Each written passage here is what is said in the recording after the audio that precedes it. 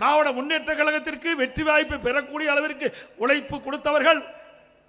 அந்த மூத்த தலைவர் இருக்கின்ற வரிசையிலே திரு உதயநிதி ஸ்டாலின் திரு கருணாநிதியுடைய பேரன் திரு ஸ்டாலினுடைய மகன் என்ற ஒரே தகுதி தான் இருக்குது. வேற என்ன தகுதி இருக்குது?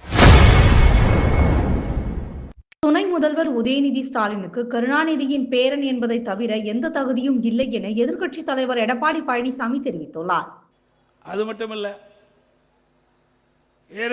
ஸ்டாலின் அவர்கள் உதயநிதி ஸ்டாலின் அவர்களை முதலிலே சட்டமன்ற உறுப்பினர் ஆக்கினார், பிறகு அமைச்சராக்கினார், இப்பொழுது துணை முதலமைச்சர் ஆக்கியிருக்கின்றார். அந்த கட்சியில் உழைத்தவர்கள் யாரும் இல்லையா? எத்தனை பேர் மூத்த தலைவர் இருக்கின்றார்கள். எப்பொழுது பார்த்தாலும் ஸ்டாலின் பேசுவார். எமர்ஜென்சியில் மிசா சட்டத்திலே நான் சிறையிலே இருந்தேன் என்று சொல்லுவார். அதேபோல் அவரை விட மூத்த அமைச்சர்கள், திராவிட முன்னேற்ற கழகத்துக்காக உழைத்தவர்கள், பல முறை சிறை சென்றவர்கள், திராவிட முன்னேற்ற கழகத்திற்கு வெற்றி வாய்ப்பை பெறக்கூடிய அளவிற்கு உழைப்பு கொடுத்தவர்கள். அந்த மூத்த தலைவர் இருக்கின்ற வரிசையிலே திரு உதயநிதி ஸ்டாலின் திரு கருணாநிதியுடைய பேரன் திரு ஸ்டாலினுடைய மகன் என்ற ஒரே தகுதி தான் இருக்குது. வேற என்ன தகுதி இருக்குது?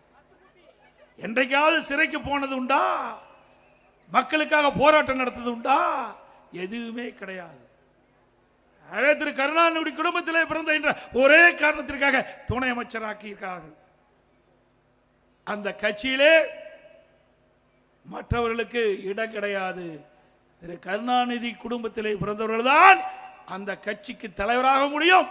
அந்த கட்சி வெற்றி பெற முடியாது. வெற்றி பெற்றாலும் உயர்ந்த இடத்துக்கு வர முடியும். இங்கதான் எப்படின்னா டெல்லியிலையும் அதே மாதிரி தான். திரு கருணாநிதி குடும்பத்தை சேர்ந்தவர் நாடாளுமன்றத்தில் வெற்றி பெற்றால் அங்க மத்திய அமைச்சராக வர முடியும். திரு கருணாநிதி மகன் திரு அழகிரி அங்கே அமைச்சராக்கப்பட்டார். திரு தயாநிதி மாறன் அங்கே அமைச்சராக்கப்பட்டார். இப்பொழுது திருமதி கனிமொழி நாடாளுமன்றத்திலே நாடாளுமன்ற குழு தலைவராக இருக்கின்றார். மூத்த நாடாளுமன்ற உறுப்பினர் இருந்தாலும் கூட அவரையெல்லாம் ஒதுக்கி வைத்துவிட்டு திரு கருணாநிதி குடும்பத்தை சேர்ந்த திரு கனிமொழி தான் அங்கேயும் அந்த பொறுப்பை கொடுத்து ஒப்படைத்திருக்கின்றார்கள். செய்திகளை உள்ளது உள்ளபடி தெரிந்து கொள்ள ரெஃப்ளெக்ட் நியூஸை சப்ஸ்கிரைப் பண்ணுங்க.